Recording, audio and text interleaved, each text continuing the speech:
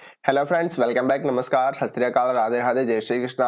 दोस्तों, एक बार फिर से ही आप सभी का अपने यूट्यूब चैनल प्रेशर पॉइंट तहे दिल से हार्दिक स्वागत है। दोस्तों, जैसा कि आप बैकग्राउंड देख पा रहे होंगे, आज की इस क्लास में हम डिस्कशन करेंगे सुरक्षा युक्तियां, यानी जैसे कि fuse, circuit breaker, MCB, ELCB, switch वगैरह जितनी अपनी सुरक्षा युक्तियां हैं उन सभी के बारे जिन उनके ऑब्जेक्टिव क्वेश्चनों के बारे में इस क्लास के अंदर डिस्कशन करेंगे। और दोस्तों, मैं दावा के साथ कह सकता हूं, यदि आपका सुरक्षा युक्तियों से आपका जैसे कि आप आने वाले एग्जाम टेक्निकल हेल्पर या फिर कोई से भी इलेक्ट्रिशियन ट्रेड से आपके एग्जाम हो, तो उसमें मैं दावा के साथ ये कह सकता हूँ कि 100% आपका एक भी क्वेश्चन गलत नहीं होगा। तो क्लास के अंत तक जरूर बने रहे। और जितने भी साथी नए जुड़ रहे हैं और जिन्होंने अपने चैनल को सब्सक्राइब नहीं किया हो, तो please subscribe our YouTube channel pressure point और प्रेस द बेल आइकन, यानी कि बेल आइकन को प्रेस करें ताकि आने वाली वीडियो का नोटिफिकेशन सबसे पहले आपको मिल सके। और इसमें जितने भी क्वेश्चन है किसी ना किसी एग्जाम में आए हुए क्वेश्चन है। और होता है क्या है कि जैसे आने वाली कोई सी भी एग्जाम हो, उनमें जो पिछली एग्जाम है उन्हीं से अपने क्वेश्चन उठ के वापस आते हैं, यानी कि उन्हीं से क्वेश्चन कॉपी किया जाता है। बट होता है क्या है कि उनकी कुछ लैंग्वेज और कुछ उनके ऑप्शन है वो चेंज कर दिए जाते हैं। ये जो क्वेश्चन है ये 2018 से लेकर 2022 यानी 27 मार्च 2022 तक जितनी बड़ी कॉम्पिटिशन लेवल की जो इलेक्ट्रिशियन ट्रेड से एग्जाम हुए हैं, उन सभी जो एग्जाम के अंदर आए हुए क्वेश्चन है, उन्हीं क्वेश्चनों की बात हम इस क्लास के अंदर डिस्कशन करेंगे। और दोस्तों, आप प्रत्येक क्वेश्चन की पीडीएफ फाइल प्राप्त करना चाहते हैं तो वीडियो के नीचे डिस्क्रिप्शन बॉक्स में जाकर वहां से आप पीडीएफ फाइल प्राप्त कर सकते हो, या फिर चैनल से, अपने टेलीग्राम चैनल से, वहां से भी आप पीडीएफ फाइल प्राप्त कर सकते हो। और सभी साथियों से निवेदन है कि वो अपने चैनल के लिंक, जो क्लास का सेशन चल रहा है उसके लिंक को अधिक से अधिक संख्या में शेयर करें और चैनल को सब्सक्राइब करना ना भूलें। तो बिना टाइम को स्टार्ट करते हैं आज की अपनी सभा का फर्स्ट क्वेश्चन। तो अब बात करते हैं आज के अपने फर्स्ट क्वेश्चन की। और फर्स्ट क्वेश्चन है, फ्यूज आमतौर पर होता है। यहाँ जो पहला क्वेश्चन अपना फ्यूज से संबंधित है, तो सबसे पहले हम अपने फ्यूज के बारे में बात करते हैं कि फ्यूज होता है क्या है। तो फ्यूज की मैं बात करूं, जो फ्यूज होता है किसके क्रम में जुड़ा होता है? फेज तार के श्रेणी क्रम में जुड़ा होता है। फेज को अगर हम फेज जो होता है अपना किस में नाम होता है, वो किस में होता है? इंग्लिश में। अगर मैं इसकी हिंदी में बात करूं तो हिंदी में कहते हैं इसे कला, जीवित, लाइव या फिर जिंदा। इसके अलावा हम बात करें जी फेज होता है, फेज के किस क्रम में जुड़ा होता है? तो जो फ्यूज होता है फेज के श्रेणी क्रम में जुड़ा होता है। फेज के किस क्रम में जुड़ा होता है? श्रेणी क्रम में जुड़ा होता है। तो ये सामान्य बात होगी। फ्यूज जो होता है किस में जुड़ा होता है? फेज तार में जो हमेशा जुड़ा होता है, किस क्रम में? श्रेणी क्रम में जुड़ा होता है। ये बात होगी एसी की। यदि मैं बात करूं डीसी की, तो डीसी के अंदर जो फ्यूज होता है, डीसी के अंदर यदि मैं फ्यूज की बात करूं तो जो डीसी के अंदर फ्यूज होता है वो प्लस व माइनस दोनों तारों के अंदर जुड़ा होता है, जबकि एसी में केवल और केवल फेज तार के अंदर जुड़ा होता है। एसी में कहां जुड़ा होता है? केवल और केवल फेज तार में, जबकि डीसी के अंदर प्लस व माइनस दोनों के अंदर फ्यूज तार जुड़ा होता है। इसके अलावा बात करें कि अपने जो फ्यूज होता है, फ्यूज जो होता है, फ्यूज तार किसका बना होता है? हाल ही में एनवीएस की जो एग्जाम लगी थी, 8 मार्च को एनवीएस की जो एग्जाम लगी थी, उसमें पूछा गया था कि जो फ्यूज तार होता है वो किसका बना होता है? तो फ्यूज तार जो बना होता है वो बना होता है टिन व शीशे का। किसका बना होता है? टिन व शीशे का। और जो सोल्डर तार होता है, जो सोल्डरिंग तार होता है जिसे बोलते हैं रांगा, वो भी किसका बना होता है? टिन व शीशे का। यहां अपन बात करें तो टिन व शीशे की अगर मात्रा की बात करें तो ये होती है 60% और 40%। या फिर अपन ऑप्शनों के अकॉर्डिंग बात करें तो ऑप्शन को अपने जैसे 60 के जो आसपास है और 40 के जो आसपास है वो अपने क्या करना है?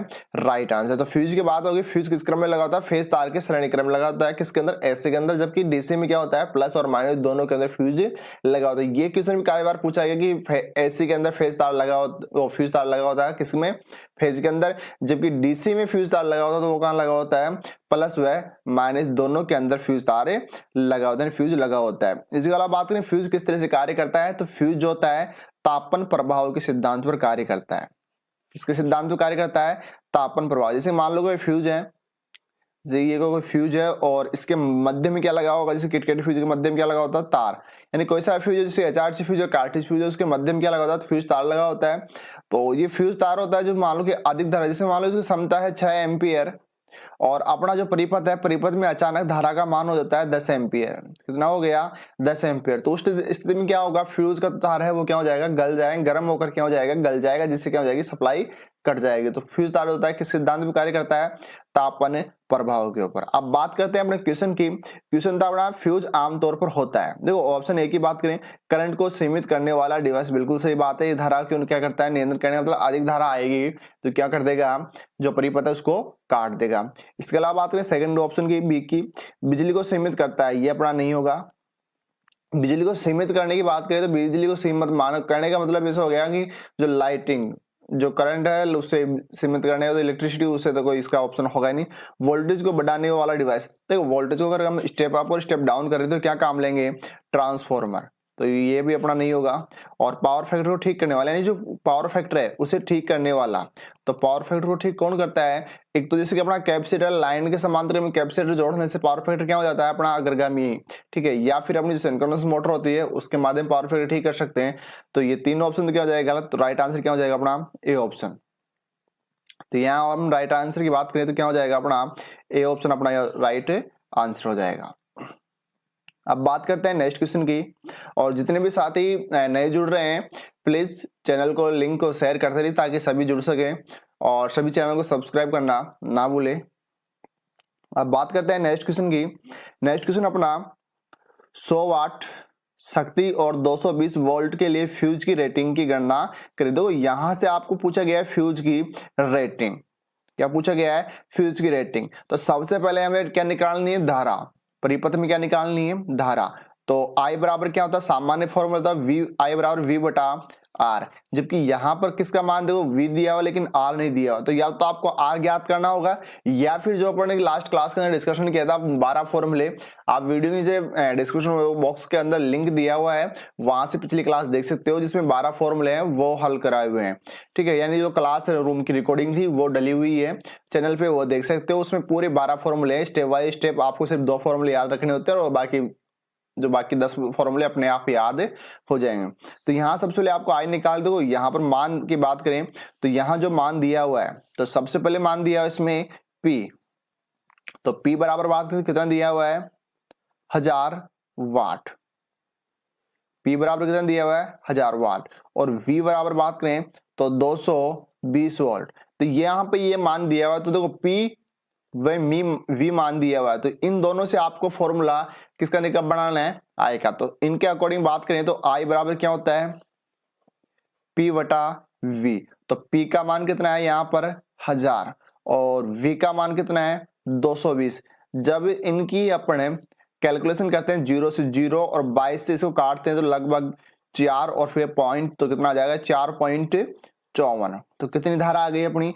I बराबर एम्पियर की हम बात करें या फिर हम लिखें I, तो I बराबर आ गया 4.54 एम्पियर। तो लगभग कितनी धारा आ रही है अपनी? 4 एम्पियर, या फिर हम बात करें 5 एम्पियर के हिसाब से। तो इसी के अलावा बात करें फ्यूज रेटिंग एंड कौन सा फ्यूज लगाएंगे, इसकी अपन बात करें तो यदि मान लो किटकैट हम फ्यूज लगा रहे हैं, कौन सा फ्यूज लगा रहे हैं? किटकैट फ्यूज यदि हम लगा रहे हैं तो किटकैट फ्यूज का फ्यूज होना कितना होता है?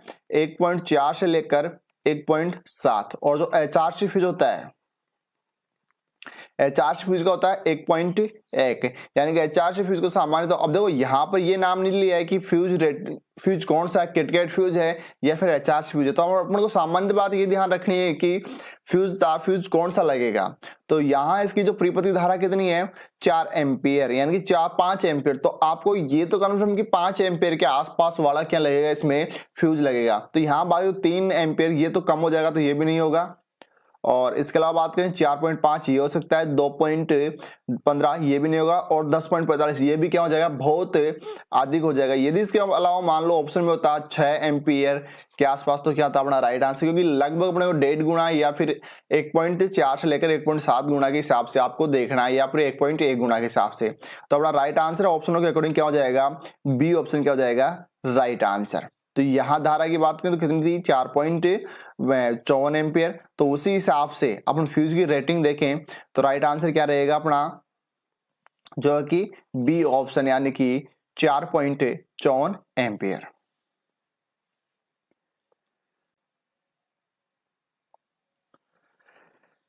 दोस्तों अब बात करते हैं नेक्स्ट क्वेश्चन की। नेक्स्ट क्वेश्चन अपना एचआरसी फ्यूज से संबंधित है। तो अब बात क्वेश्चन अपना एचआरसी फ्यूज किसके खिलाफ सबसे अच्छी सुरक्षा प्रदान करता है। देखो यहाँ पूछा गया है जो एचआरसी फ्यूज है वो किसके खिलाफ सबसे अच्छी सुरक्षा प्रदान करता है, यानी कि बेस्ट प्रोटेक्ट, यानी कि सबसे अच्छी तरह से कार्य करता है किसके खिलाफ। तो यहाँ सबसे पहले अपना बात करते लेते हैं एचआरसी फ्यूज के बारे में। तो एचआरसी फ्यूज की यदि हम बात करें तो एचआरसी काफी बार एग्जाम पूछा जाता है कि एचआरसी फ्यूज की क्या होती है, फुल फॉर्म क्या होती है। तो इसकी फुल फॉर्म की हम बात करें तो हाई रप्चरिंग कैपेसिटी फ्यूज या उच्च विदरण क्षमता फ्यूज। तो सबसे पहले हम बात करें एचआरसी फ्यूज कहाँ प्रयोग करते हैं, तो यह अपने हाई करंट यानी कि उच्च धारा के लिए हम काम लेते हैं। और इसकी हम बात करें तो एचआरसी फ्यूज सामान्य काम लेते हैं 60 एम्पियर से लेकर 1000 एम्पियर तक क्या इसे काम में लेते हैं। इसी के अलावा बात करें किटकैट फ्यूज। किटकैट फ्यूज की हम बात करें तो यह सामान्य कम एम्पियर यानी 5 एम्पियर से लेकर 3000 एम्पियर तक इसे यूज में लेते हैं। इसी के अलावा जो कार्ट्रिज फ्यूज होता है, कार्ट्रिज फ्यूज की हम बात करें तो कार्ट्रिज फ्यूज होता है 2 एम्पियर से लेकर 60 एम्पियर तक अपने काम में लेते हैं। तो यहां अपन बात कर रहे हैं एचआरसी फ्यूज की। किसकी बात कर रहे हैं, एचआरसी फ्यूज।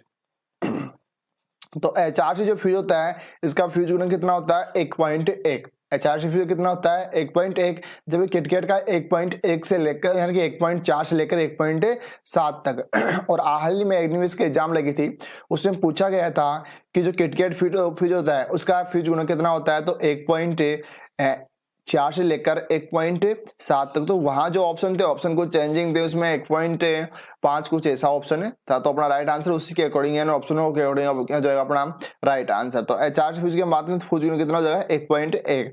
तो अपन बात करें सबसे अच्छी यानी कि बेस्ट सुरक्षा प्रदान किससे करता है, तो यहाँ बात करें तो जो सुरक्षा प्रदान करता है ये करता है हमेशा शॉर्ट सर्किट से। किससे करता है, जो शॉर्ट सर्किट परिपथ में मान लो शॉर्ट सर्किट हो गया है, लघु परिपथ है, लघु परिपथ से। तो हमेशा जो एचआरसी फ्यूज होता है सबसे अच्छी तरह से कार्य कब करता है, लघु परिपथ में। यहाँ ऑप्शन की बात करें ओपन सर्किट ये भी नहीं होगा, शॉर्ट सर्किट सही है, ओवरलोड रिवर्स करंट। तो राइट आंसर क्या हो जाएगा अपना बी ऑप्शन यहाँ पे राइट आंसर, यानी कि शॉर्ट सर्किट से सबसे बेस्ट कार्य करता है।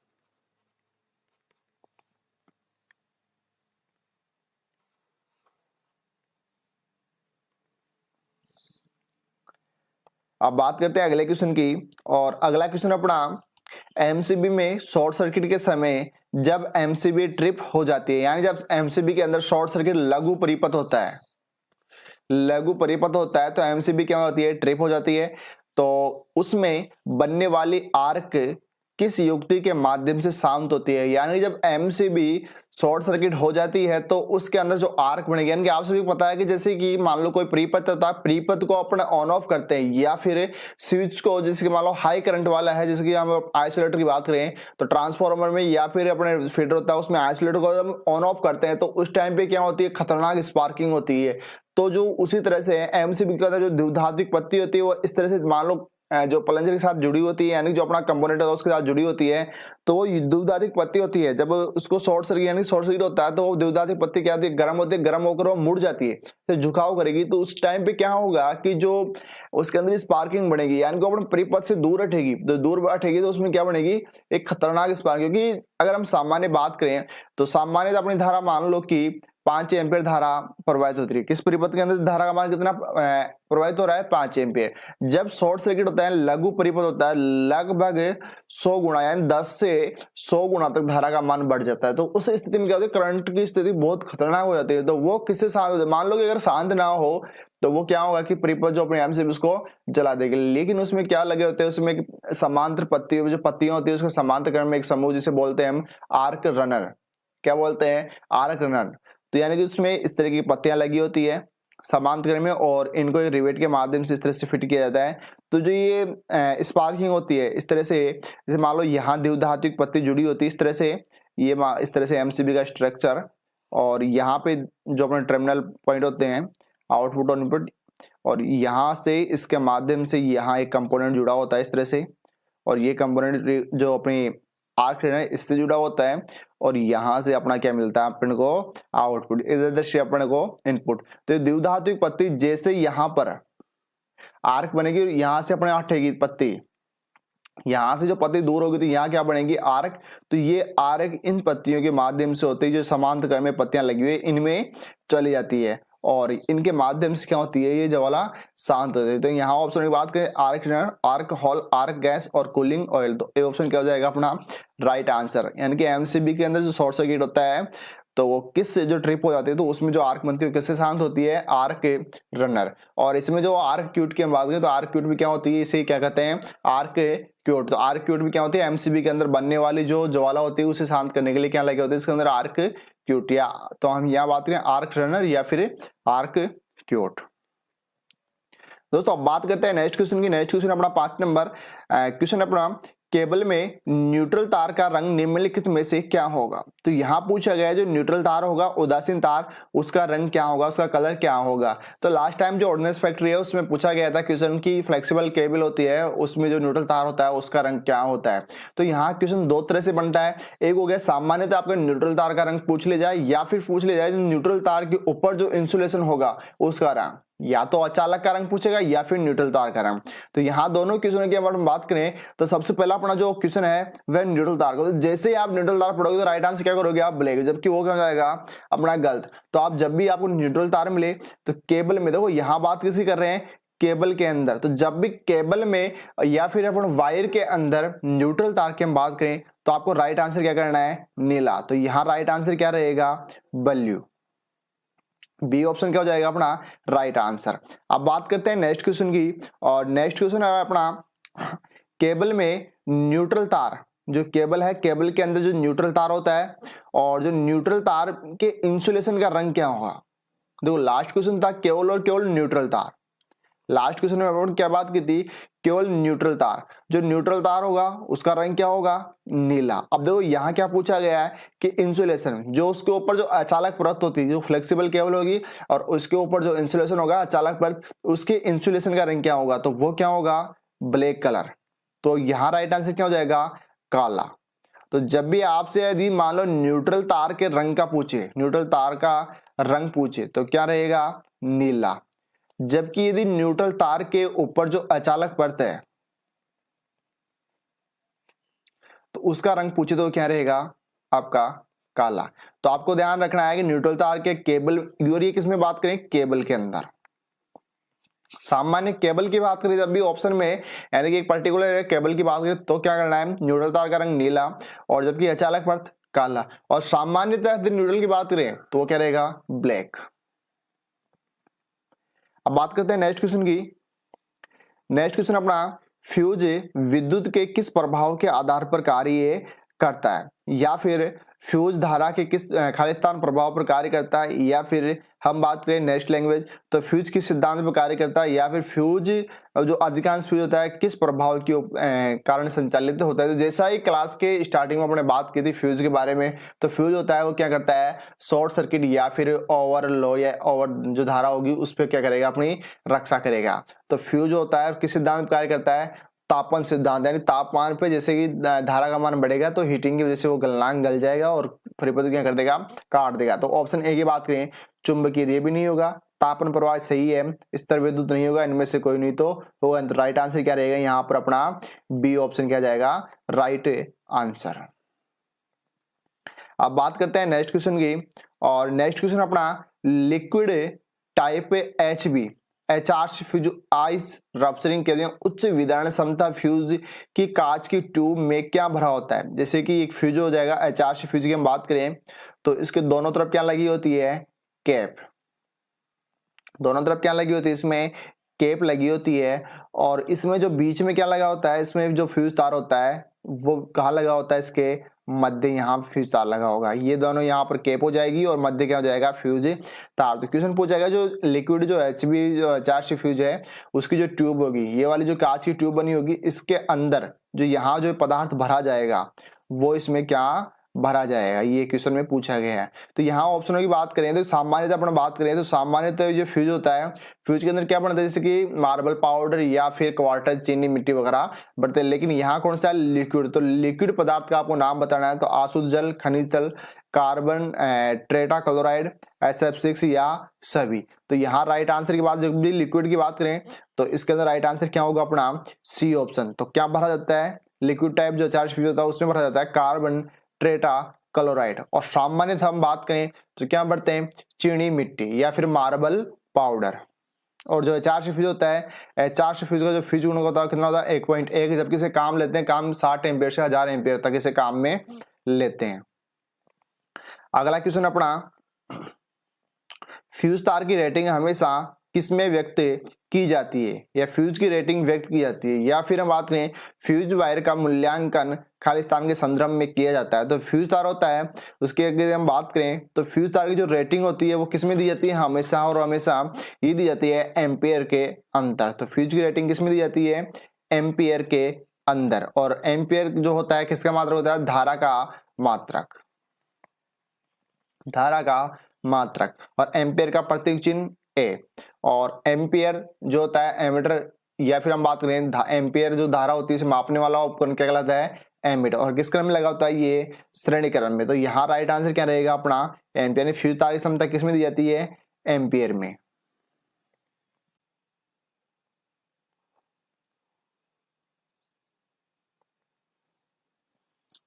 दोस्तों अब बात करते हैं नेक्स्ट क्वेश्चन की। और नेक्स्ट क्वेश्चन अपना, एक फ्यूज तार की धारावाही क्षमता किस पर निर्भर करती है। तो इससे पहले आज क्वेश्चन में डिस्कशन किया था फ्यूज तार की रेटिंग। तो रेटिंग हमेशा किस में दी जाती है, एम्पियर के अंदर। और एम्पियर किसका मात्रक होता है, धारा का।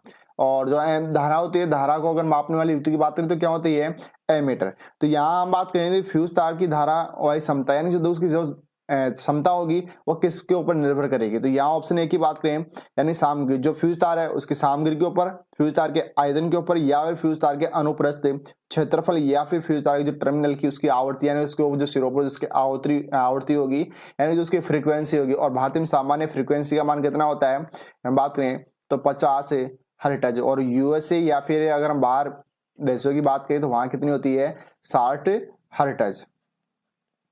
तो यहाँ फ्रीक्वेंसी का मान कितना रहेगा, 50 हर्ट्ज। तो क्या फ्रीक्वेंसी के ऊपर निर्भर करता है, या फिर अनुप्रस्थ क्षेत्रफल, या आयतन, या सामग्री। तो हम सीधे से बात करें तो जो फ्यूज तार की धारावाही क्षमता होती है वो इन सभी के ऊपर निर्भर करती है। तो यहाँ राइट आंसर क्या रहेगा, ये सभी, यानी कि इन सभी के ऊपर निर्भर करती है। तो यहाँ राइट आंसर हो जाएगा सभी। अब बात करते हैं नेक्स्ट क्वेश्चन की। और नेक्स्ट क्वेश्चन अपना, आर्क हीटिंग यानी कि स्पार्किंग तब होती है जब विपरीत ध्रुवता के इलेक्ट्रोड के बीच हवा खालिस्तान हो जाती है। यानी कि जब दो इलेक्ट्रोड, जैसे कि मान लो ये दो इलेक्ट्रोड है और जिस स्विच को अपन क्या कर रहे हैं, ऑन ऑफ स्थिति में कर रहे हैं, यानी बंद और चालू कर रहे हैं।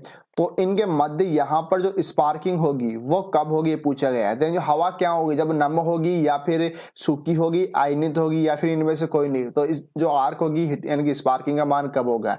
तो हम बात करें जैसे कि मान लो कि इलेक्ट्रोलाइट या फिर आयन, तो धारा प्रवाह कैसे होता है, आयन की वजह से या फिर इलेक्ट्रॉन की वजह से। तो हवा जब यदि आयन मान लो आयनित हो जाएगी तो उसमें क्या होगी, स्पार्किंग। या फिर नम होगी तो नमी की वजह से भी क्या होगी, स्पार्किंग। बट अगर ऑप्शन के अकॉर्डिंग मुख्य यानी कि सबसे पहले ऑप्शन की बात करें तो क्या होगा, आयनीय। जब हवा में क्या हो जाएगी, आयनित हो जाएगी, तो उसमें क्या होगी, स्पार्किंग का मान बढ़ जाएगा। तो यहाँ राइट आंसर क्या हो जाएगा अपना सी ऑप्शन। तो सी ऑप्शन क्या रहेगा, राइट आंसर। यानी कि हवा क्या हो जाएगी, आयनित। तो खाली जगह के यहाँ पे आ जाएगा आयनित। और आयन कितने प्रकार के होते हैं, दो प्रकार के, एक होता है धन आयन और एक होता है ऋण आयन। नेक्स्ट क्वेश्चन अपना, एक फ्यूज तार का निम्नलिखित में से गुण होना चाहिए। यानी जो फ्यूज तार है और फ्यूज तार के अंदर जो निम्नलिखित है, निम्नलिखित में से उसका क्या गुण होना चाहिए। यहाँ हम बात करें तो जो फ्यूज तार होता है सामान्य, तो उसकी बात करें हम तो फ्यूज तार के अंदर क्या होना चाहिए, देखो फ्यूज तार हम परिपथ में लगाएंगे तो उसका रेजिस्टेंस क्या होना चाहिए, कम से कम। यदि मान लो उसका रेजिस्टेंस उच्च रखेंगे तो धारा का प्रवाह भी नहीं होगा। और उसका गलनांक क्या रखना है, उसका गलनांक निम्न रखना है। यदि मान लो गलनांक भी उच्च रख देंगे तो जैसे धारा का मान बढ़ेगा तो फ्यूज परिपथ से हटेगा नहीं। तो सबसे पहले ऑप्शन ये है अपना निम्न प्रतिरोध और निम्न गलनांक। तो ये क्या हो जाएगा अपना राइट आंसर। इसके अलावा बाद के ऑप्शन में बात करें, उच्च प्रतिरोध, ये भी नहीं होगा। उच्च प्रतिरोध गलत, उच्च गलनांक ये भी नहीं होगा। तो राइट आंसर क्या हो जाएगा अपना ए ऑप्शन। तो यहाँ राइट आंसर जो होगा अपना ए ऑप्शन। अगला क्वेश्चन अपना, एक अच्छे फ्यूज अच्छे फ्यूज वायर में कौन सा गुण विद्यमान है होना चाहिए। देखो यहाँ ऑप्शन वही, क्वेश्चन वही है, लेकिन तो ऑप्शन थोड़े चेंज हो गए हैं। तो निम्न गलनांक, सबसे पहले बात करें फ्यूज तार की, तो निम्न गलनांक निम्न प्रतिरोध तो होना ही होना चाहिए। तो यहाँ निम्न गलनांक किसमें दिया हुआ है, देखो निम्न प्रतिरोधकता, निम्न गलनांक, निम्न प्रतिरोधकता, निम्न प्रतिरोधकता, उच्च गलनांक, उच्च प्रतिरोधकता, उच्च गलनांक, उच्च प्रतिरोधकता, निम्न गलनांक। तो राइट आंसर क्या रहेगा अपना, ए ऑप्शन। दोस्तों अब बात करते हैं नेक्स्ट क्वेश्चन की, और नेक्स्ट क्वेश्चन अपना घरेलू विद्युत परिपथ अर्थात उपकरणों में प्रयुक्त सुरक्षा वायर है, यानी जो सुरक्षा फ्यूज तार है वो धातु, खालिस्तान धातु का बना होता है। तो यहाँ बात करें फ्यूज तार की, यानी कि जो फ्यूज तार होता है वो किसका बना होता है। सामान्य बात करें फ्यूज तार का, अगर रेजिस्टेंस की हम बात करें तो वो भी क्या होना चाहिए, उसका कम होना चाहिए, उसका गलनांक का मेटलिंग पॉइंट वो भी क्या होना चाहिए, कम होना चाहिए। तो हम सबसे पहले इंपॉर्टेंट बात करें ऑप्शनों के अकॉर्डिंग, तो उसका रेजिस्टेंस वो भी क्या होना चाहिए, कम। जबकि अपन हम गलनांक की बात करें तो गलनांक क्या होना चाहिए, सबसे न्यूनतम भी होना चाहिए, यानी कम से कम उसका क्या होना चाहिए, गलनांक। तो यहाँ ऑप्शन की बात करें जिसका गलनांक क्या हो, कम, सही बात है। प्रतिरोध भी क्या होना चाहिए, कम, विशिष्ट प्रतिरोध भी क्या हो, कम। तो यहाँ और अगला ऑप्शन है नॉन ऑफ दिस, यानी कि इनमें से कोई भी नहीं है। तो राइट आंसर की अगर हम बात करें तो वो क्या होगा अपना, ए ऑप्शन। यानी कि सबसे इंपॉर्टेंट बात क्या होगी कि उसका जो गलनांक है, मेटलिंग पॉइंट, वो क्या होना चाहिए, कम होना चाहिए। तो यहाँ राइट आंसर क्या रहेगा अपना, ए ऑप्शन। यदि ऑप्शन थोड़े चेंज कर दें कि मान लो कि ऑप्शन दे दे ये सभी, तो फिर क्या हो जाएगा, ये सभी। बट अभी क्या होगा कि जिसका गलनांक क्या हो, कम। अगला क्वेश्चन है परिपथ में परिपथ में फ्यूज लगा होता है, यानी जो परिपथ है अपना सर्किट है, सर्किट के अंदर फ्यूज कहाँ लगा होता है। देखो ऑप्शन ए की बात, एनर्जी मीटर से पहले, जो एनर्जी मीटर होगा KWH मीटर है, उससे पहले की बात करें तो वहां भी नहीं लगा। एनर्जी मीटर के बाद, डिस्ट्रीब्यूशन बोर्ड के बाद, और मेन स्विच के बाद। देखो जो फ्यूज तार लगा होगा वो कहाँ लगा होगा, सबसे पहले ऑप्शन डी की बात करें मेन स्विच के बाद, तो मेन स्विच के बाद नहीं लगा, कहाँ लगा होगा, मेन स्विच से पहले। यदि बाद जब पहले होता तो ये भी राइट आंसर होता अपना। तो ये बाद में नहीं, मेन स्विच से पहले, डिस्ट्रीब्यूशन के बाद, यानी डिस्ट्रीब्यूशन जो बोर्ड है उसके बाद, तो उससे भी क्या लगा होगा, पहले। और यहाँ एनर्जी मीटर के बाद और एनर्जी मीटर से पहले, तो ये भी गलत हो जाएगा। तो राइट आंसर क्या हो जाएगा अपना, बी ऑप्शन क्या हो जाएगा, राइट आंसर।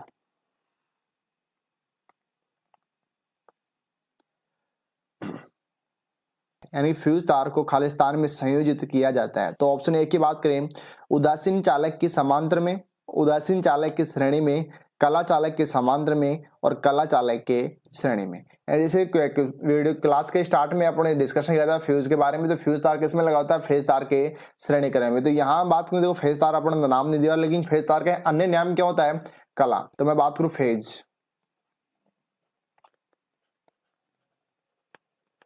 फेज या फिर कला, लाइव, जीवित, या फिर जिंदा, या फिर मैं बात करूं मुख्य तार, ये सब किसके नाम है, ये सभी ही फेज के नाम है। ये सब किसके नाम है, फेज तार के। तो यहाँ क्या दिया हुआ, कला, तो कला चालक के समांतर में, ये भी नहीं होगा, तो कला चालक के श्रेणी में। तो डी ऑप्शन क्या हो जाएगा, राइट आंसर। जो फ्यूज होता है, फ्यूज किसके समान श्रेणी क्रम में जुड़ा होता है, फेज तार के श्रेणी क्रम में जुड़ा होता है। अगला क्वेश्चन है प्रकाश से, सामान्य प्रकाश व्यवस्था में फ्यूज किस क्रम में संयोजित किया जाता है। यानी कि सामान्यतः प्रकाश जो व्यवस्था है उसके अंदर फ्यूज तार होगा किस क्रम में जुड़ा होगा, तो वह हमेशा किस क्रम में जुड़ा होता है, श्रेणी क्रम में। और किसके, फेज तार के श्रेणी क्रम में। किस क्रम में जुड़ा होता है, फेज तार के श्रेणी क्रम। तो ऑप्शन है केवल फेज तार में और केवल न्यूट्रल तार में, फेज व न्यूट्रल तार दोनों में, इनमें से कोई नहीं। तो क्या हो जाएगा, ए ऑप्शन अपना राइट आंसर। कि जो सामान्य प्रकाश व्यवस्था है उसमें जो फ्यूज होगा किसके में जुड़ा होता है, फेज के अंदर, और फेज में किसमें, न्यूट्रल तार के अंदर। जबकि न्यूट्रल के अंदर अपने फेज तार नहीं लगाते। न्यूट्रल में क्या जुड़ा होता है, न्यूट्रल की बात करें तो इसमें न्यूट्रल लिंक जुड़ी होती है, लिंक या फिर इसे बोलते हैं कड़ी। न्यूट्रल के अंदर क्या जुड़ी होती है, कड़ी, और जबकि फेज तार में क्या जुड़ा होता है अपना, फ्यूज। अगला क्वेश्चन है डीसी में फ्यूज लगा होता है, यानी कि जो डीसी है डीसी के अंदर जो फ्यूज लगे होंगे तो किस में लगा होगा, only positive, only negative, positive और नेगेटिव दोनों में, यानी कि पॉजिटिव और नेगेटिव एंड का मतलब हो जाएगा सिरा, तो दो क्या हो जाएगा राइट आंसर अपना सी ऑप्शन। यानी कि डीसी की यदि मैं बात करूं तो डीसी में जो फ्यूज तार लगा होता है प्लस हुआ है माइनस दोनों में, जबकि एसी के अंदर कहाँ लगा होता है, केवल और केवल फेज तार के अंदर लगा होता है। अगला क्वेश्चन है, एक परिपथ में खालिस्तान के कारण फ्यूज उड़ जाता है और परिपथ की सप्लाई को काट देता है। अत्यधिक वोल्टता के कारण, अत्यधिक धारा के कारण, निम्न वोल्टता के कारण, हाई प्रेरकत्व के कारण, या फिर सभी।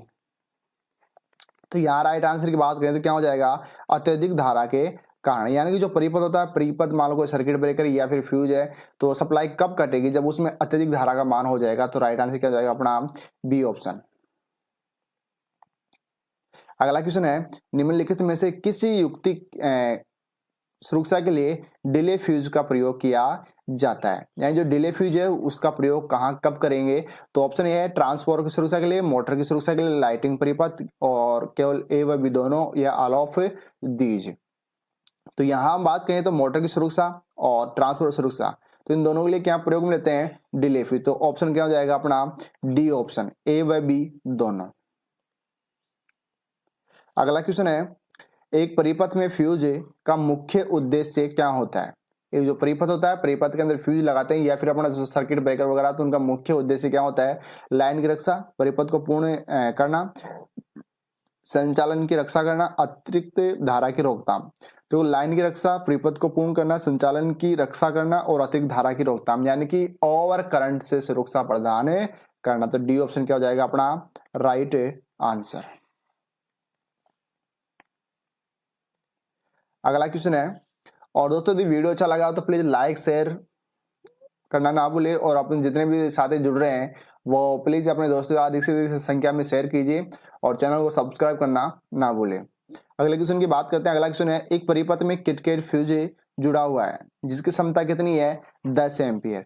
क्या उस परिपथ में 5 एम्पियर का फ्यूज प्रयोग में ले सकते हैं। क्वेश्चन इस तरह से है, कथन निष्कर्ष आपको बताना है कि 10 एम्पियर का जो जिसकी क्षमता की जो किटकेट फ्यूज है उसकी क्षमता कितनी है, 10 एम्पियर, यानी कि उसमें लोड का मान कितना हो सकता है, अधिकतम मैक्सिमम 10 एम्पियर। तो क्या उस स्थान पर अपन कम क्षमता वाला फ्यूज यानी कि 5 एम्पियर वाला फ्यूज काम में ले सकते हैं, ये क्वेश्चन पूछा गया। तो बिल्कुल सत्य प्रयोग में ले सकते हैं, प्रयोग में नहीं ले सकते, तो वे बिल्कुल भी प्रयोग में नहीं ले सकते हैं, यानी कि प्रयोग में नहीं ले सकते। कथन क्या हो जाएगा अपना दो, बिल्कुल सही बात, यानी कि कथन दो क्या हो जाएगा सही।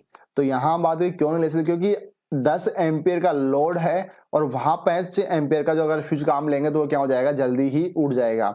हाँ, हम बात ऐसे करें कि 5 एम्पियर का लोड है और 10 एम्पियर का फ्यूज, तो फिर काम ले सकते हैं, लेकिन जबकि अधिक क्षमता वाले की जगह कम क्षमता वाला काम नहीं ले सकते हैं, कम क्षमता वाली जगह अधिक क्षमता वाला काम में ले सकते हैं। तो राइट आंसर क्या हो जाएगा, यानी इसकी बात करें तो कथन एक सही है, कथन दो सही है। तो बी ऑप्शन क्या हो जाएगा, कथन दो सही है।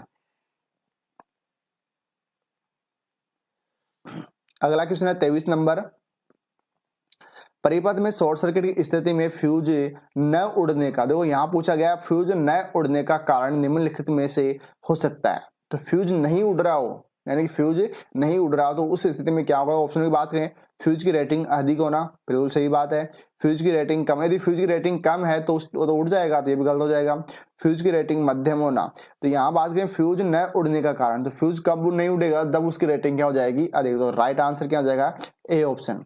और यदि हम बात करें फ्यूज उड़ने का कारण, फ्यूज उड़ने का यदि मान लो ऑप्शन में ना हो, जो अपना न दिया हुआ है वो नहीं होता और क्वेश्चन आ जाए परिपथ में शॉर्ट सर्किट स्थिति में फ्यूज उड़ने का कारण हो सकता है, तो वहां क्या हो जाएगा, फ्यूज की रेटिंग कम होना या फिर मध्यम में होना। फ्यूज की रेटिंग कम होगी तब फ्यूज क्या हो जाएगा, उड़ जाएगा। और फ्यूज की रेटिंग यदि अधिक होगी या फ्यूज न उड़ने का कारण, तो क्या हो जाएगा, फ्यूज की रेटिंग अधिक होना।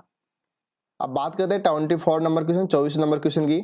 इससे पहले अपने 23 क्वेश्चन थे वो कंप्लीट हो चुके थे। अब अगला क्वेश्चन अपना 24 नंबर क्वेश्चन अपना, सुरक्षा उपकरण के तौर पर निम्न में से किसको प्रयोग में लेते हैं। देखो यहाँ पर पूछा गया है सेफ्टी, यानी कि आपको सेफ्टी इंस्ट्रूमेंट बताना है कि वह कौन सा इंस्ट्रूमेंट है जो सुरक्षा के तौर पर काम में ले सकते हो। तो यहाँ बात करें फ्यूज, तो फ्यूज के अगर हम फ्यूज की बात करें तो फ्यूज भी क्या काम आता है, ये सुरक्षा के तौर पर काम रहता है, जैसे कि अधिक धारा आ गई या ओवर सर्किट यानी शॉर्ट सर्किट हो गया या ओवरलोड यानी कि, तो उस पर भी अपना फ्यूज काम आ सकता है। और एमसीबी, तो एमसीबी भी शॉर्ट सर्किट या ओवरलोड पर, और रिले भी अपनी सुरक्षा युक्त है। तो यहाँ क्या हो जाएगा, डी ऑप्शन, यानी कि ये सभी।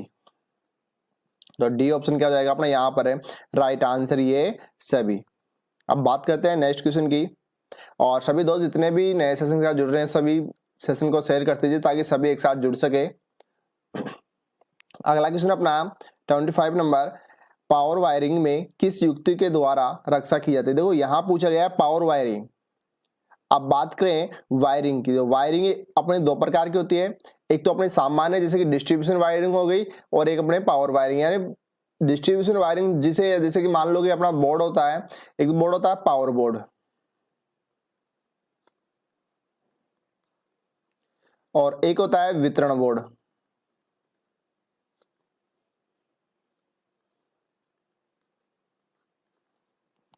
तो यहां मैं बात करूं पावर बोर्ड, तो पावर बोर्ड के अंदर जो न्यूनतम सॉकेटों की संख्या होती है वो होती है 2, और यहां रह सकती है 10। ये क्या बिंदुओं की संख्या। और इसमें यदि हम लोड की बात करें तो पावर के अंदर तो लोड होता है मैक्सिमम 3000 वाट, और जो वितरण बोर्ड है इसके अंदर जो मैक्सिमम लोड रहता है वो रहता है 800 वाट। तो यहां पर क्वेश्चन में पूछा गया पावर वायरिंग, जो ये वाली जो वायरिंग है, यानी कि ये जो बोर्ड है पावर बोर्ड, तो इसके अंदर जो वायरिंग करनी है या पावर बोर्ड की पहले या बाद जो वायरिंग करनी है, उसको नियंत्रण या उसकी रक्षा किस युक्ति के द्वारा की जाती है। और यह है वितरण बोर्ड, जो कि लास्ट में लगा होता है, जहां से अपना फैन है या फिर टीवी कूलर वगैरह पंखा जो चलाना है वो किसके माध्यम से, वितरण बोर्ड के माध्यम। और जो पावर जिनका लोड हैवी यानी कि 800 वाट से अधिक, जैसे मान लो फ्रिज है, फ्रिज को आप किससे कनेक्ट करोगे, पावर बोर्ड के माध्यम से। और जैसे कि आपको लैंप को, एक लैंप को कनेक्ट करना है, तो लैंप को किससे कनेक्ट करोगे आप, वितरण बोर्ड से। जबकि मान लो कि आपको हीटर को कनेक्ट करना है, किसको, हीटर को, तो हीटर को किससे कनेक्ट करोगे आप, वितरण बोर्ड के स्विच के माध्यम। जो आप मेन सॉकेट होगा 3000 वाट में न्यूनतम सॉकेटों की संख्या 2, और वितरण बोर्ड में मैक्सिमम कितनी रहेगी, 10 रहेगी। तो हम बात करें यहाँ पर पावर वायरिंग की युक्तियों के द्वारा रक्षा की जाती है। देखो option A switch fuse MCB fuse, switch MCB fuse MCB. तो यहाँ पर switch MCB switch fuse MCB, तो राइट आंसर क्या होगा, एमसीबी वर्सेज फ्यूज। यानी जो पावर वायरिंग की जो युक्तियां होती है वो क्या कहलाएगी, अपनी एमसीबी व फ्यूज के माध्यम से इनकी क्या की जाती है, रक्षा की जाती है।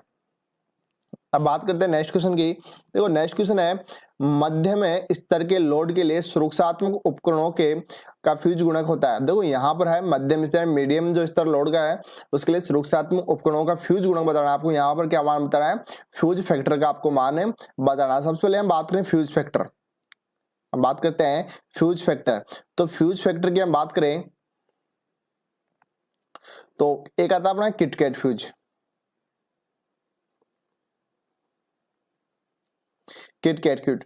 तो किटकैट जो फ्यूज होता है इसका होता है 1.4 से लेकर 1.7 तक। और जो एक आता है एचआरसी फ्यूज, एचआरसी फ्यूज का फ्यूज गुणक होता है 1.1। तो यहाँ पर जो ऑप्शन है अपने देखो मध्यम स्तर के लोड के लिए, यहाँ पर किसका पास पूछा गया है, मध्यम स्तर का। तो 0.85 ये भी नहीं होगा, 1.45 ये हो सकता है। देखो यहाँ पर 1.4 से लेकर 1.7 तक ये अपना हो सकता है।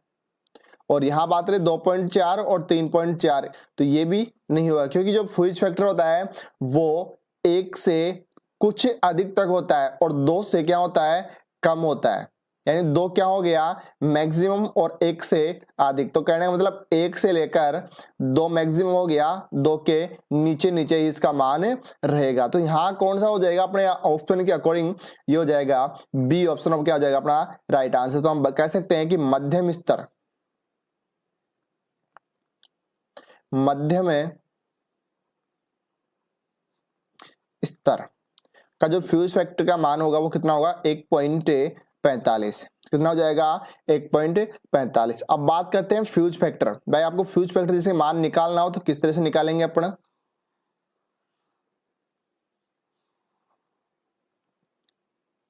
तो इसके लिए जो फ्यूजिंग फैक्टर है,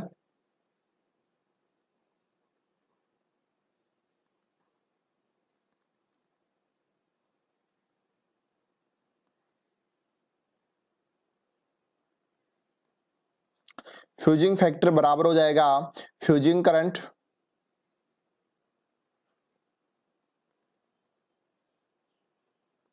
या फ्यूजिंग धारा बटा फ्यूजिंग जो एलिमेंट है उसकी रेटिंग।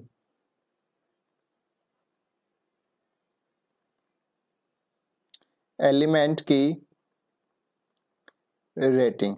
तो इसके माध्यम से क्या निकाल सकते हैं अपने, फ्यूज फैक्टर का मान है निकाल सकते हैं। तो अपना जो क्वेश्चन था मध्यम स्तर के लोड के सुरक्षात्मक उपकरणों में फ्यूज गुणों का मान क्या होगा पूछा गया, तो कितना हो जाएगा 1.45। और यदि मान लो फ्यूज फैक्टर किसका मान पूछे, किटकैट का, तो किटकैट का कितना हो जाएगा 1.4 से लेकर 1.7 तक। और HRC का पूछे तो HRC का क्या हो जाएगा 1.1। और हाल ही में जो NVS की एग्जाम लगी थी, NVS की जो नवोदय विद्यालय समिति की जो एग्जाम लगी थी 8 मार्च को, उसमें पूछा गया था कि जो मध्यम स्तर के लोड के सुरक्षात्मक जो उपकरण है उनका फ्यूजिंग फैक्टर का मान है क्या होता होगा, और ऑप्शन में क्या था उसमें 1.4। अगला क्वेश्चन अपना, किसी मोटर में बैकअप फ्यूज का उद्देश्य होता है। देखो जो मोटर होती है कोई, और जो मोटर के अंदर जो बैकअप फ्यूज लगता है, तो बैकअप फ्यूज का जो उद्देश्य होता है वो क्या होता है, यहाँ पर क्वेश्चन में पूछा गया है। तो आपको मान बताना है बैकअप फ्यूज का उद्देश्य क्या होता है। तो हम बात करें ए ऑप्शन, भार में परिवर्तन, खुला परिवर्तन, उच्च वोल्टता और लघु परिवर्तन। तो जो बैकअप फ्यूज का कार्य होता है वो क्या काम करता है, शॉर्ट सर्किट से सुरक्षा प्रदान करता है। तो राइट आंसर क्या हो जाएगा यहाँ पर डी ऑप्शन, यानी कि लघु परिपथ। तो किसी मोटर में बैकअप फ्यूज का उद्देश्य होता है, तो राइट आंसर क्या हो जाएगा डी ऑप्शन है लघु परिपथ। नेक्स्ट क्वेश्चन है,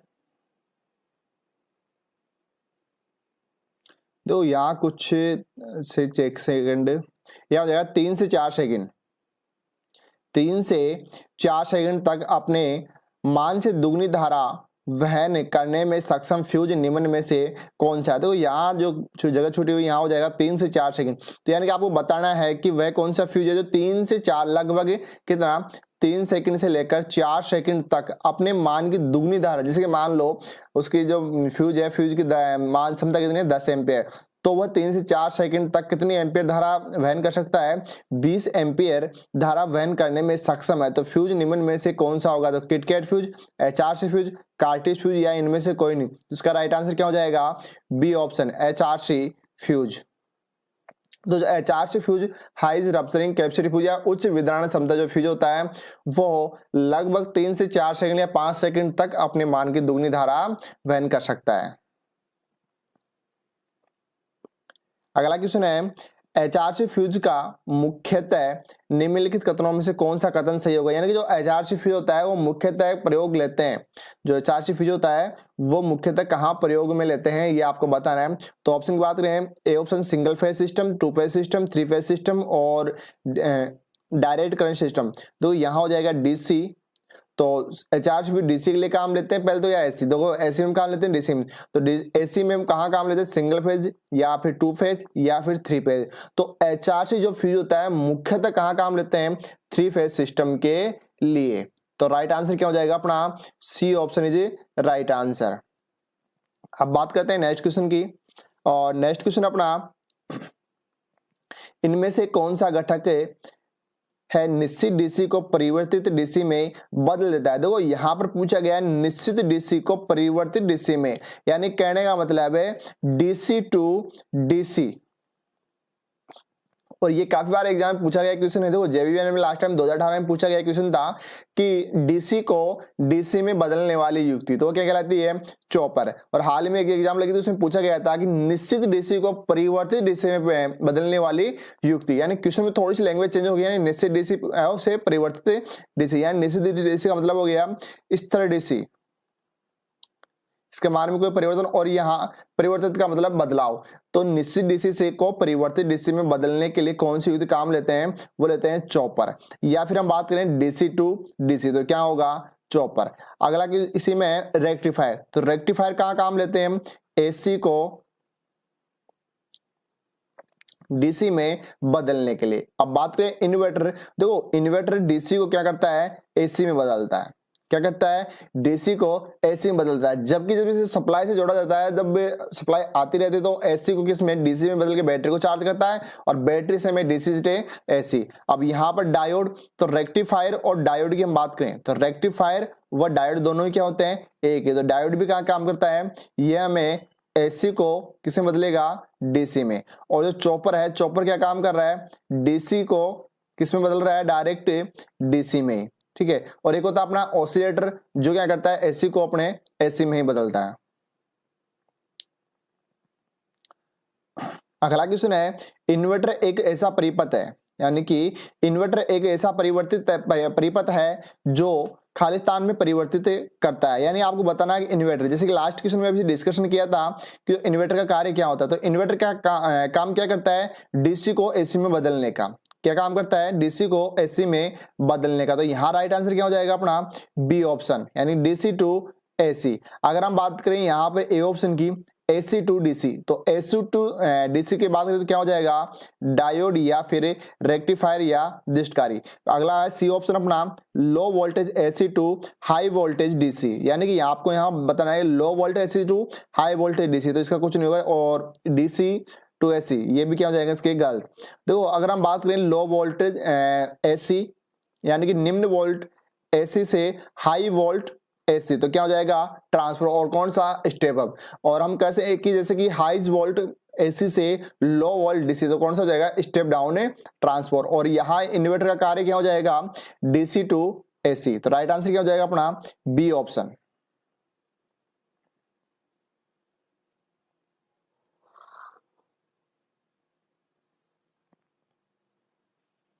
दोस्तों अब बात करते हैं नेक्स्ट क्वेश्चन की। नेक्स्ट क्वेश्चन अपना 32 नंबर। तो 32 नंबर क्वेश्चन है, निम्नलिखित सर्किट ब्रेकर को उनकी क्षमता से मिलान करो। देखो आप सर्किट ब्रेकर को उसकी क्षमता से क्या करना है, मिलान करना है। तो यहाँ हम बात करें, देखो सर्किट ब्रेकर है, air breaker circuit breaker, tank type oil circuit breaker, air blast circuit breaker, SF6 circuit breaker. तो यहाँ हम बात करें SF6 जो सर्किट ब्रेकर होता है, इसकी क्षमता कितनी होती है, लगभग बहुत मैक्सिमम क्षमता होती है इसकी, तो कितनी 750 किलोवाट। तो यहाँ जो फोर्थ नंबर है इसमें क्या हो जाएगा, डी। तो यहाँ देखते हैं फोर्थ नंबर में डी, एक तो अपना सी आ रहा है और एक अपना आ रहा है डी। तो फिर बात करें यहाँ एयर ब्लास्ट सर्किट ब्रेकर, तो एयर ब्लास्ट सर्किट ब्रेकर तो उसकी क्षमता कितनी होती है, न्यूनतम यानी कि 15 किलो। बात करें फर्स्ट में क्या है, ए, तो कौन सा ऑप्शन फर्स्ट में ए और 4 में डी, तो क्या हो जाएगा, सी ऑप्शन अपना राइट आंसर। इसके बाद टैंक टाइप जो सर्किट ब्रेकर है उसमें क्षमता कितनी होती है, 330, और एयर ब्लास्ट सर्किट ब्रेकर की कितनी होती है, 245। तो राइट आंसर क्या हो जाएगा अपना, सी ऑप्शन। बात करते हैं नेक्स्ट क्वेश्चन की। और नेक्स्ट क्वेश्चन अपना एयर ब्लास्ट सर्किट ब्रेकर, यानी कि अभी जो लास्ट क्वेश्चन में डिस्कशन किया था एयर ब्लास्ट सर्किट ब्रेकर, यानी एयर ब्लास्ट सर्किट ब्रेकर की क्षमता कितनी, 245 किलोवाट। यानी जो एयर ब्लास्ट सर्किट ब्रेकर है इसकी क्षमता की बात कितनी थी, 245 किलोवाट। तो यहाँ आपको बताना है कि इसके अंदर जो हवा होती है, जो इसके अंदर हवा भरी है, जो हवा उसका आपको दबाव बताना है, उसका प्रेशर आपको बताना है। तो एयर ब्लास्ट सर्किट ब्रेकर के अंदर जो हवा का प्रेशर रहता है वो रहता है 30 kg cm सेंटीमीटर स्क्वायर। तो राइट आंसर क्या हो जाएगा अपना, ए ऑप्शन। आपको यदि एयर ब्लास्ट सर्किट ब्रेकर के बारे में उसका मान पूछ लिया जाए या फिर उसके यदि जो दबाव है हवा का वो पूछ लिया जाए, दोनों आपका राइट आंसर हो जाएगा। क्या हो जाएगा, देखो 30 kg, तो क्या हो जाएगा इसका जो हवा का दाब और जो क्षमता हो जाएगी 245 यानी 200 प्लस। नेक्स्ट क्वेश्चन अपना SF6, यानी जो SF6 गैस का परिवहन खाली स्थान में किया जाता है, यानी जो SF6 को एक जगह से दूसरी जगह तक ट्रांसफर किया जाता है, तो किसके माध्यम से किया जाता है, यहाँ आपको ये बताना है। तो हम बात करें गैस सिलेंडरों में तरल रूप में, बॉक्स में ठोस रूप में, गैस के गुब्बारे में तरल रूप में, और गैस के गुब्बारे में ठोस रूप। तो सबसे पहले बात करें SF6 गैस, यानी कि जो SF6 गैस होती है उसके बाद तो मैक्सिमम जो होती है हाई, जैसे कि क्षमता के लिए 700, जिसकी हम बात करें SF6 गैस सर्किट ब्रेकर, तो ये 750 किलोवाट तक काम लेते हैं, यानी कि मैक्सिमम क्षमता के लिए काम लेते हैं। तो यहाँ बात करें SF6 का जो परिवहन करते हैं, सबसे पहले SF6 गैस होती है वो होती है तरल टाइप में, यानी कि लिक्विड टाइप में होती है।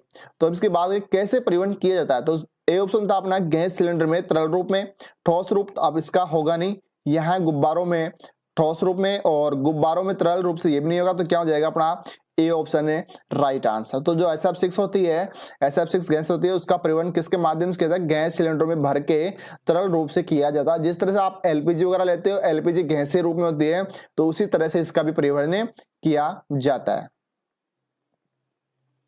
अगला क्वेश्चन अपना SF6 यानी जो SF6 गैस होती है, जब वो योजक यानी कि आर्किंग के दौरान जब SF6 गैस सर्किट ब्रेकर में भरी जाती है और उस टाइम पे जो सर्किट ब्रेकर होता है उसमें आर्किंग हो जाती है, यानी उसके अंदर जो आर्क बनती है, तो उस टाइम सर्किट ब्रेकर जो SF6 गैस होती है वो किस किस में विघटित हो जाती है। तो यहाँ क्वेश्चन है अपना SF6 परिपथ योजक में आर्किंग के दौरान गैस खालिस्तान में विघटित हो जाती है। तो SF6 गैस की अपन बात करें, जब ये विघटित होती है तो ये दो भागों में बढ़ जाती है, SF4 और SF2, यानी कि SF4 और SF2। तो ऑप्शन नंबर अपना क्या हो जाएगा, ए ऑप्शन अपना राइट आंसर। SF6 गैस जो होती है कितने रूप में विभक्त हो जाती है, दो रूप में, SF4 और SF2।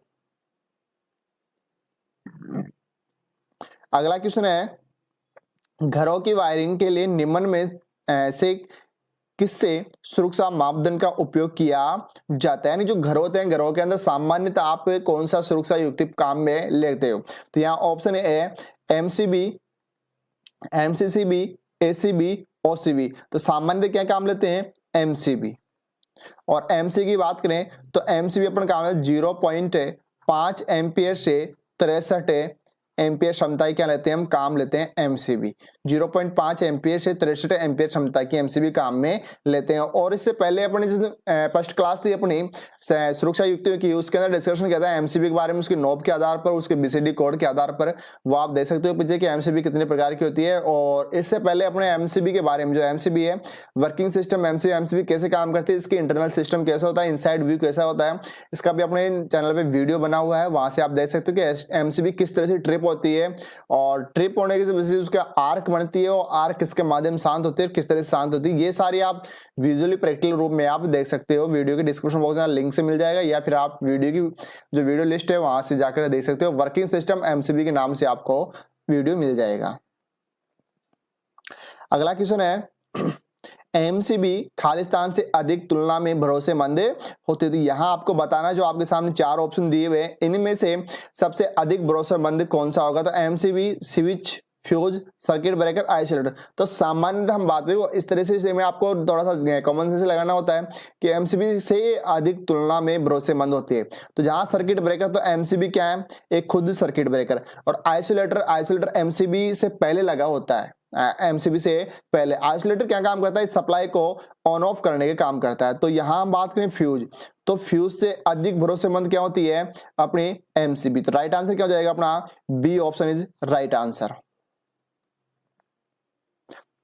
अगला क्वेश्चन है L सीरीज।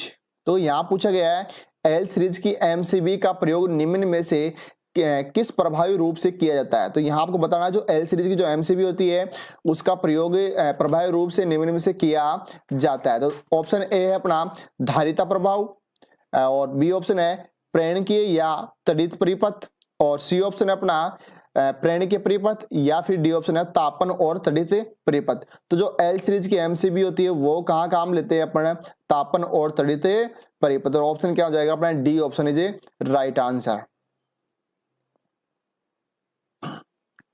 अगला क्वेश्चन है 16 ampere C type MCB short circuit. तो यहां हो जाएगा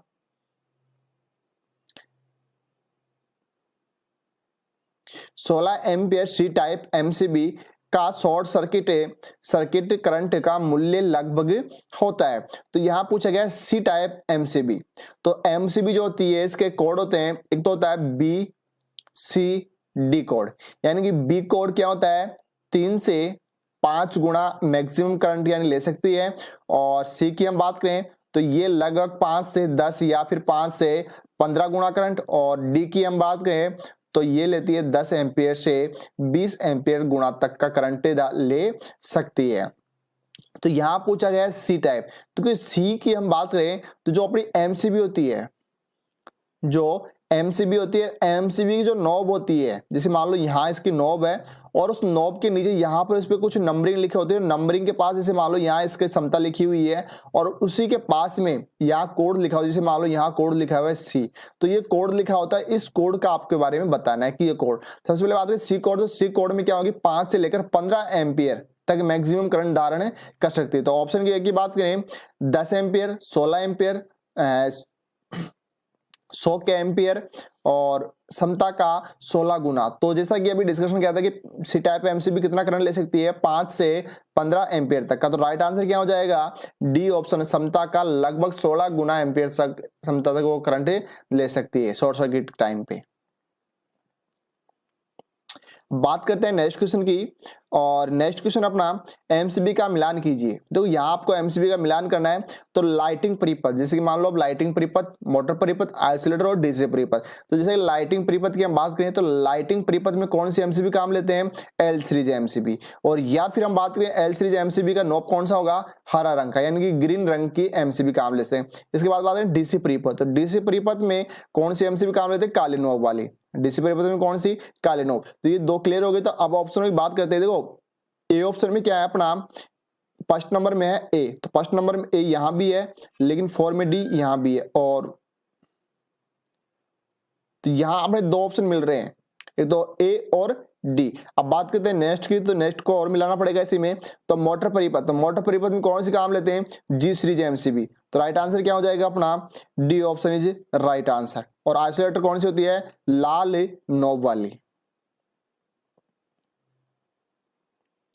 अब बात करते हैं नेक्स्ट क्वेश्चन की, और नेक्स्ट क्वेश्चन है महो रिले, यानी कि जो महो रिले होता है खालिस्तान ट्रांसमिशन लाइनों के लिए प्रयुक्त किया जाता है। तो जो महो रिले की हम बात करें, एक होता है अपना फीडर रिले और एक महो रिले। तो महो रिले कहाँ काम लेते हैं, तो महो रिले जो काम लेते हैं ट्रांसमिशन लाइनों में। सबसे पहले बात तो महो रिले कहाँ काम लेते हैं, ट्रांसमिशन लाइनों में। तो एक क्वेश्चन तो अपना यही क्लियर हो गया कि महो रिले कौन सी जगह काम में लिया जाता है, तो ट्रांसमिशन लाइनों में। अब बात करें ट्रांसमिशन लाइनों में किस जगह काम लिया जाता है, तो जैसे कि हाई, हम बात करें कम वोल्टेज वाली, उच्च वोल्टेज, या एक्स्ट्रा हाई वोल्टेज या अल्ट्रा हाई वोल्टेज। तो महो रिले जो काम लेता है वो लेता है एक्स्ट्रा हाई वोल्टेज व अल्ट्रा हाई वोल्टेज के लिए काम में लिया जाता है। तो यहां हो जाएगा ई ऑप्शन अपना राइट आंसर, यानी कहने का मतलब एक्स्ट्रा हाई वोल्टेज व अल्ट्रा हाई वोल्टेज। तो सी व डी दोनों। अगला क्वेश्चन है फीडर के लिए किस रिले का इस्तेमाल किया जाता है। तो हम बात करें महो रिले, वो कहाँ काम लेंगे, ट्रांसमिशन के लिए। और फीडर के लिए, तो फीडर के लिए हम काम लेते हैं ट्रांसले रिले। तो ए ऑप्शन अपना राइट आंसर। और ये हो जाएगा पारेषण लाइनों में, पारेषण या फिर ट्रांसफर। और बुगोस रिले कहाँ काम लेते हैं, ट्रांसफॉर्मर के अंदर। कहाँ काम लेते हैं, ट्रांसफॉर्मर के अंदर। और जो बुगोस रिले होता है तापीय सिद्धांत या घेंसी सिद्धांत के आधार पर कार्य करता है। अब बात करते हैं नेक्स्ट क्वेश्चन की। और दोस्तों वीडियो अच्छा लगा तो साथ ही साथ लाइक शेयर करते रहिए, और किसी प्रकार की कोई दिक्कत हो तो वो कमेंट बॉक्स में कमेंट कर सकता है।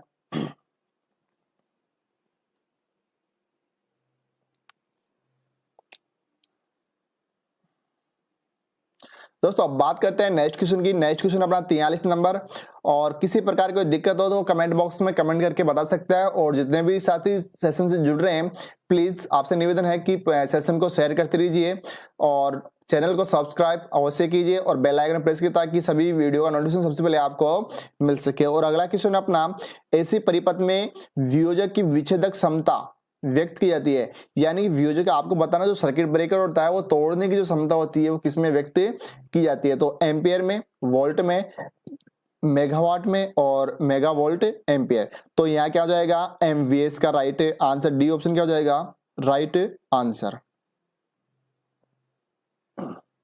अगला क्वेश्चन है किसी सर्किट ब्रेकर के लिए सक्रिय संपर्क खालिस्तान के बने होते हैं। और हाल ही में जो एनवीएस की और जो आईयूसीएल की एग्जाम लगी थी उसमें पूछा गया था कि जो सर्किट ब्रेकर जो एमसीबी होती है उसके जो टर्मिनल होते हैं वो किसके बने होते हैं, और आईयूसीएल में सर्किट जो सक्रिय संपर्क बिंदु होते हैं वो किसके बने होते हैं। यानी क्वेश्चन बस उनमें नाम का थोड़ा चेंजिंग था, बट क्वेश्चन के ऑप्शन थे वो हुबहू वैसे के वैसे ही थे। तो यहाँ हम बात करें सर्किट ब्रेकर संपर्क सक्रिय बिंदु, या फिर हम बात करें जो सर्किट ब्रेकर होते हैं उसके टर्मिनल बिंदु, जो उसके संयोजक बिंदु होते हैं वो किसके बने होते हैं। ऑप्शन है स्टेनलेस स्टील, ये भी नहीं होगा।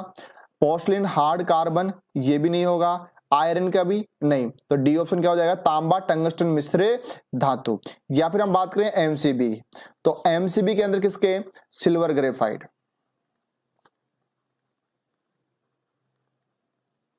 Silver graphite. और यदि सिल्वर ग्रेफाइट ऑप्शन में ना हो तो क्या मिलेगा ऑप्शन में? तांबा टंगस्टन है, तांबा टंगस्टन मिश्र धातु। अब बात करते हैं नेक्स्ट क्वेश्चन की। नेक्स्ट क्वेश्चन हमारा 45 नंबर, एयर सर्किट ब्रेकर का गतिशील टर्मिनल खालिस्तान का बना होता है। देखो यहां पूछा गया गतिशील टर्मिनल, गतिशील टर्मिनल, तो आपसे गतिशील टर्मिनल पूछे या फिर उसका संपर्क बिंदु या फिर उसका सक्रिय टर्मिनल बिंदु पूछे, तो सभी किसके बने होते हैं? कॉपर टंगस्टन मिश्र धातु। तो ए ऑप्शन क्या हो जाएगा? Right answer. अगला क्वेश्चन है, चुंबकीय ओवरलोड रिले यानी कि मैग्नेटिक ओवरलोड रिले की तुलना में तापीय ओवरलोड रिले के संचालन गति होती है। तो जो चुंबकीय ओवरलोड रिले और जो तापीय जो थर्मल टाइप का जो होता है उसकी अगर हम बात करें तो वो क्या होती है? धीमे होते हैं या मंद। तो ए ऑप्शन क्या हो जाएगा? Right answer. या फिर हम कह सकते हैं धीमे होते हैं, यानी जो चुंबकीय ओवरलोड ये क्या होते हैं? तीव्र, जबकि तापीय जो ओवरलोड होता है वो क्या होता है? धीमा या फिर मंद। और इसकी गति क्या होती है? तेज। तो ए ऑप्शन क्या हो जाएगा? Right answer. अगला क्वेश्चन है 47 नंबर, सर्किट ब्रेकर का मूल कार्य क्या है?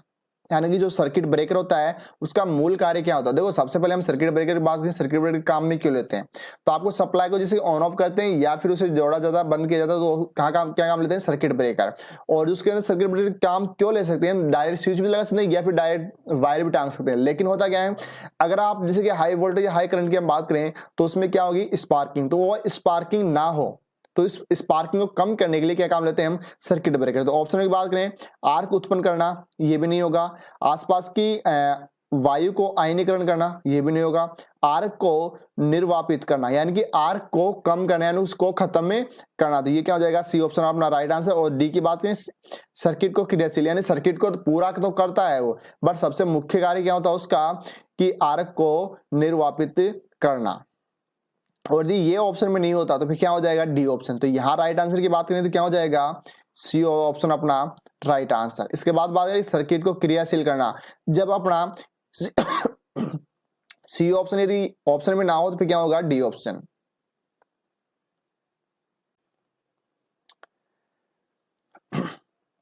अब बात करते हैं नेक्स्ट क्वेश्चन की। नेक्स्ट क्वेश्चन अपना 48 नंबर, और 48 नंबर क्वेश्चन है, सुरक्षात्मक शॉर्ट सर्किट परिपथ हेतु मानक वायर फ्यूज के बदले किस फ्यूज को बेहतर माना जाता है? तो यहां बताया गया सुरक्षात्मक शॉर्ट सर्किट। तो सबसे पहले हम बात करें शॉर्ट सर्किट, तो वह कौन सा फ्यूज है जो शॉर्ट सर्किट के लिए सबसे बेहतर माना जाता है? तो वो कौन सा है? HRC fuse. यानी जो HRC फ्यूज होता है वो किसके लिए सबसे उपयोगी होता है? सुरक्षा करता है शॉर्ट सर्किट के लिए। तो यहां बात करें तो शॉर्ट सर्किट परिपथ हेतु मानक वायर फ्यूज के बदले किस फ्यूज को बेहतर माना जाता है? तो किसको? HRC फ्यूज को, यानी कि HRC फ्यूज। और HRC फ्यूज का फ्यूज गुणक 1.1, और यह जो फ्यूज होता है 4 से 5 सेकंड या 3 से 4 सेकंड लगभग 5 सेकंड तक अपने मान की दुगुनी धारा